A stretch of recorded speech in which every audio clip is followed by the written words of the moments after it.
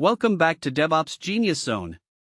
Today we are covering Docker Networking Explained, Bridge Host and Overlay Networks, and if you are working in DevOps or trying to break into the field, especially in the US job market, this is exactly the kind of knowledge that separates candidates who get callbacks from those who do not. Whether you are completely new to this or you are looking to go deeper, stay with me because the last section covers real-world production details that most tutorials never talk about. Here is what we are going to cover today. We will start with why Docker Networking Explained is so important in 2025 and what problem it actually solves. Then we will go deep into the core concepts, how it works under the hood, how to get started correctly, the best practices used at companies like Google, Netflix, and Amazon, the most common mistakes engineers make, and a real production example showing the actual business impact. Let us get into it.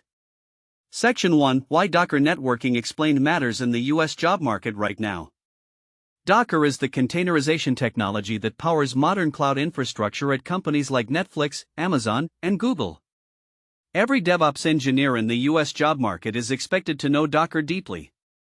According to job market data, roles requiring Docker Networking Explained skills have seen significant growth in postings year over year. Engineers with hands-on production experience with this technology consistently command salaries 15 to 25% higher than their peers. If you are targeting roles at US tech companies, FAANG, startups, or enterprises, this is not optional knowledge anymore. It is table stakes. And if you already have some experience with it, this video is going to help you understand it the way a senior engineer does, which is exactly what US hiring managers are screening for. Section 2: The core concept explained simply. At its heart, Docker Networking Explained exists to solve a specific problem: how do you build and operate software systems that are fast, reliable, and consistent at scale? The traditional approach relied on manual work, tribal knowledge, and heroics from individual engineers. That approach breaks down as teams grow and systems become more complex. The key mental model is desired state management. Instead of telling your system what steps to take, you declare what you want the end state to look like. The tooling figures out how to get there. This declarative approach is fundamentally more scalable and more reliable than manual step-by-step processes. The other critical concept is idempotency. Running the same operation multiple times produces the same result every time. This is what makes automation trustworthy. You can run your pipeline 100 times and get a consistent, predictable outcome. This is what enables the continuous delivery practices that US tech companies depend on. Section 3: How it works under the hood. Understanding the internals of Docker Networking Explained is what separates engineers who can follow a tutorial from engineers who can diagnose issues, make architectural decisions, and lead technical discussions with confidence. When you interact with Docker Networking Explained, there is a control layer that receives your instructions, validates them, computes the difference between the current state and your desired state, and then executes the operations needed to close that gap. This reconciliation loop runs continuously. If the system drifts from the desired state due to a failure, a manual change, or an unexpected event, it automatically corrects itself. The data flow is: you define the desired state, the controller reads the current state, calculates the delta, applies the necessary changes, and reports back.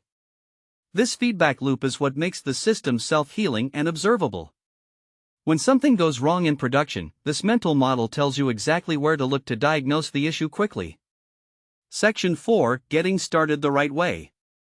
The most common mistake engineers make when learning Docker Networking Explained is jumping straight into configuration without understanding prerequisites and requirements. Here is the correct sequence that senior engineers follow. First, understand the problem before touching any tooling.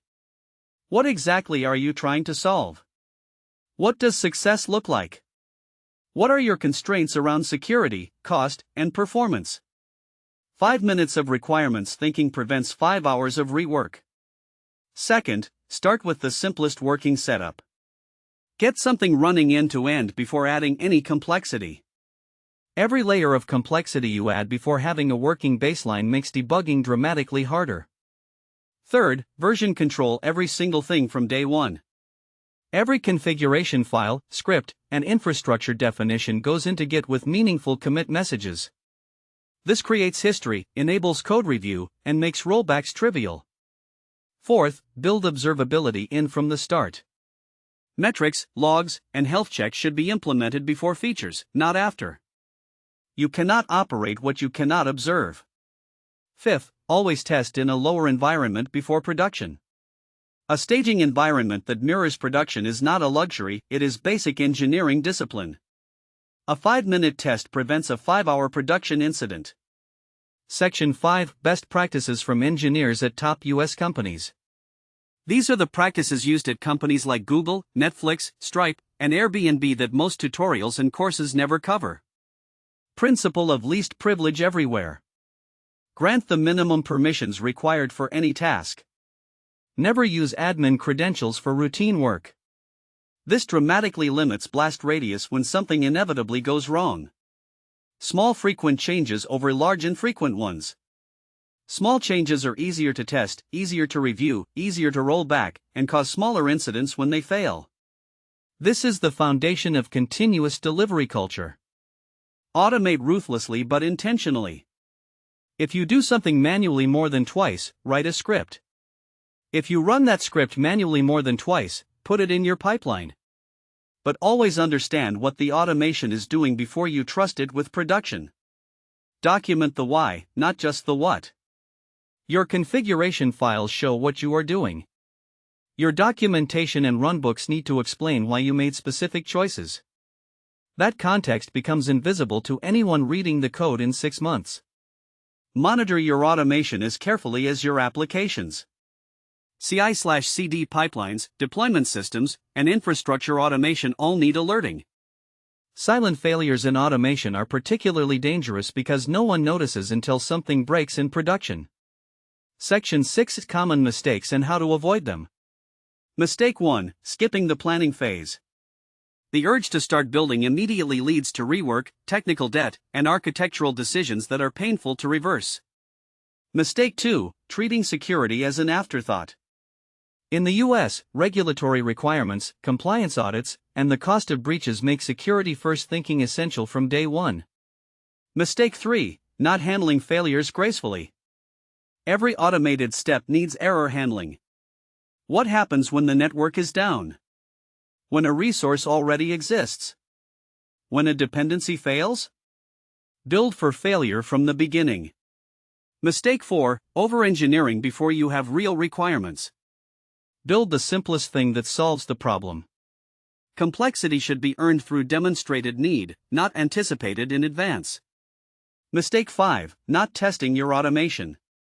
Automation code needs tests just like application code. Untested automation is a liability in production. A real-world production example. Let me give you a concrete scenario from the US enterprise world. A company with 15 microservices was spending 4 hours per week on manual deployments, experiencing environment inconsistencies between development and production, and losing an average of 45 minutes per incident trying to determine which change caused the problem. After properly implementing Docker networking explained, following exactly the principles we covered today, manual deployment time dropped to 0. Environment consistency issues were eliminated because everything was defined as code in version control.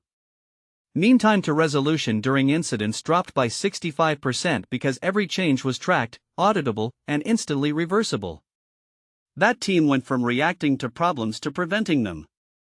That is the real value of mastering Docker networking explained.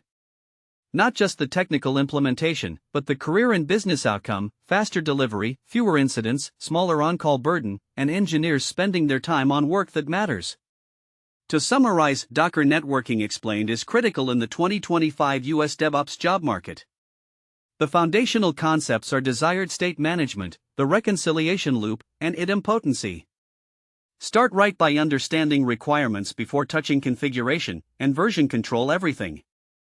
Follow the best practices around least privilege, small changes, automation, and documentation. Avoid the common mistakes of skipping planning, ignoring security, and not handling failures. If this video helped you, please smash the like button. It helps DevOps Genius Zone reach more engineers in the US who are working to level up their skills and their careers. Subscribe so you do not miss a single video. We publish brand new in-depth DevOps content every day. Drop your questions in the comments. I personally read and respond to all of them. See you tomorrow.